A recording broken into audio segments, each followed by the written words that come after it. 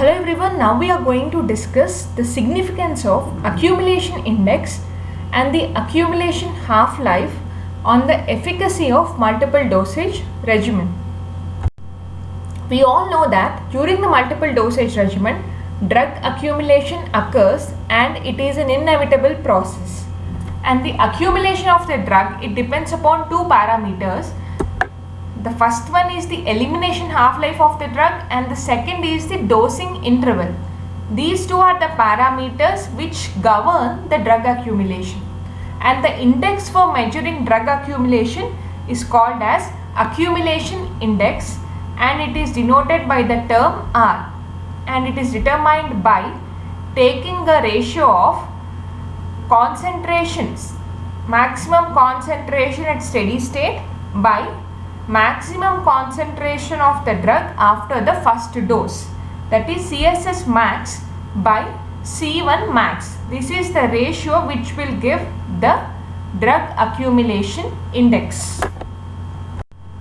And we all know that for Cmax we have a different equation, and if we substitute the equation for Cmax in the previous drug accumulation index, the R will become R is equals to dose into 1 by 1 minus e to the power of minus k tau. K is nothing but the elimination rate constant and tau is the dosing interval by dose. So that is C1 max is always the dose of the drug. What is R? R is equals to CSS max by C1 max. CSS max is dose into 1 by 1 minus e to the power of minus k tau, whereas C1 max is nothing but the dose of the multiple dosage regimen, that particular protocol. So R is equals to the dose in the numerator and the denominator gets cancelled, and then the final equation for drug accumulation index R becomes R is equals to 1 by 1 minus e to the power of minus k tau. This is the equation which is used for the determination of accumulation index. And the above equation states that the drug accumulation depends on the elimination half-life and the dosing interval, and it is independent of dose size. Drug accumulation index or drug accumulation is independent of the dose size, rather it depends on elimination half-life and the dosing interval. Elimination half-life is nothing but elimination rate constant here. And now the second parameter is time to reach the steady state concentration. This is also an important in multiple dosage regimen. And for a drug given in repetitive oral doses, the time required to reach the steady state concentration is dependent on the elimination half-life of the drug. Here also, like in drug accumulation, elimination half-life plays an important role in determining the time required to reach the steady state concentration of a drug. And the time required to reach the steady state concentration, it is independent of size of the dose, dosing interval and number of doses. These three parameters will not affect the time to reach steady state concentration. The only parameter which affects the drug time to reach its steady state concentration is its elimination half-life. And the time required to reach 90% of the steady state concentration is 3.3 times the half-life. These are ground rules and very important terms. So for a drug to reach 90% of its steady state concentration, it requires 3.3 times its elimination half-life, and the time required to reach 99% of the steady state concentration is 6.6 times the T half of the drug, and the time required to reach 95% of the steady state concentration is 4.5 times the T half. And similarly, if the number of doses required to reach the steady state concentration can be calculated if the dosing interval is equal to T half. I repeat, if the dosing interval is equal to T half, the number of doses required to reach the steady state concentration can also be determined. That is, if tau is equals to t half, it requires 6.6 doses to reach 99% of the theoretical steady state plasma drug concentration. By this we complete the drug accumulation index, and now let us discuss about drug accumulation half-life. This is also important factor in governing the drug accumulation, and the equation for estimation of the time to reach 1/2 of the steady state plasma level concentration or the accumulation half-life has been described by Van Rossum and Tommy. And the equation for accumulation half-life is elimination half-life T half into 1 plus 3.3 log Ka minus Ka by K. Ka is the absorption rate constant and K is the elimination rate constant. And for IV administration, Ka is very rapid and it approaches infinity. And since K is very much greater than K, the term K can be omitted from the equation, previous equation, and since K by K is equals to 1 and log 1 is nothing but 0, the previous equation which is used for the determination of accumulation half-life, based on the previous equation, the drug accumulation half-life for a drug administered by IV or intravenously is directly proportional to the elimination half-life of the drug. So, the drug accumulation half-life is also dependent on the elimination half-life of the drug. The accumulation index is dependent on the elimination half-life of the drug.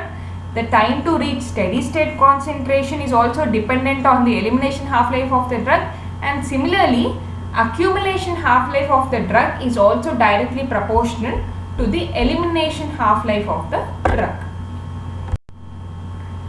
And the third parameter is, previously we have discussed drug accumulation index and accumulation half-life. Now average amount and concentration at steady state is also important. The average amount and concentration at steady state. And in order to calculate the average amount in the body at steady state, the following assumption is taken into consideration. That is, average rate in is equals to average rate out. Usually at steady state concentration, the rate in will be equal to rate out. Hence, because we are calculating the average amount, here let us assume average rate in is equals to average rate out. And the equation used to determine average rate in is equals to F into dose by tau. F is the fraction of the drug observed, D is the dose, and tau is the dosing interval. And similarly, average rate out is equals to K into ASSS average. That is the average amount of drug at steady state concentration. So, if we equate these two equations, we get, as I have said earlier, F is the fraction of the dose observed, T is the dosing interval, and ASS is the average amount of the drug. Average amount of the drug in the body at steady state.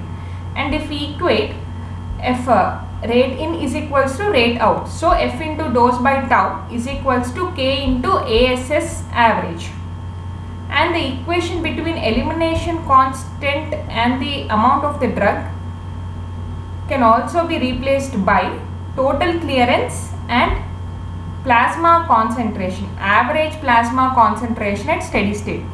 So here F into dose by tau will be equal to total clearance of the body into CSS average, that is nothing but the average plasma concentration. This is the average amount of the drug in the body at steady state, that is A, and C is the average plasma concentration at steady state. So, and one more thing is, since we know that elimination rate constant Ke or simply K is equals to 0.693 by T half, and if we substitute this, the average ASS average will become, ASS average is equals to 1.14 into fraction of the drug absorbed, F into dose into T half by tau. So this is the final equation for determining the average amount at steady state concentration. ASS average is equals to 1.44 into F into dose into T half by tau. So 1.44 is nothing but the reciprocal of 0.693. And CSS average can also be determined by CSS average is equals to F by total clearance into dose by tau. These two are important equations for determining the average amount of the drug in the body at steady state and average plasma concentration of the drug at steady state. By this we complete the drug accumulation index, and now let us discuss about drug accumulation half-life. This is also important factor in governing the drug accumulation, and the equation for estimation and the equations used for determination of average steady state average plasma concentration using AUC is F into dose is equals to total clearance into AUC. This is a relationship between the fraction of the drug absorbed, dose and total clearance and area under curve. F into dose is equals to total clearance into AUC. And similarly F into dose by tau is equals to total clearance into CSS average. So by this we can calculate the CSS average by CSS average is equals to all the terms get nullified and final equation will become ASS average is equals to AUC by tau. And if we know the area under curve after single dose and the dosing interval, the CSS average at steady state can be determined using this equation. CSS average is equals to AUC by tau. And this is the graphical representation of plasma concentration versus time profile, and this is the AUC of single trapezoid. And by using the equation CSS average is equals to AUC by tau, we can calculate the average steady state concentration using area under curve. By this we complete the significance of accumulation index and half-life, and also the determination of CSS average and ASS average. Thank you for watching. Please subscribe for further videos on biopharmaceutics and pharmacokinetics.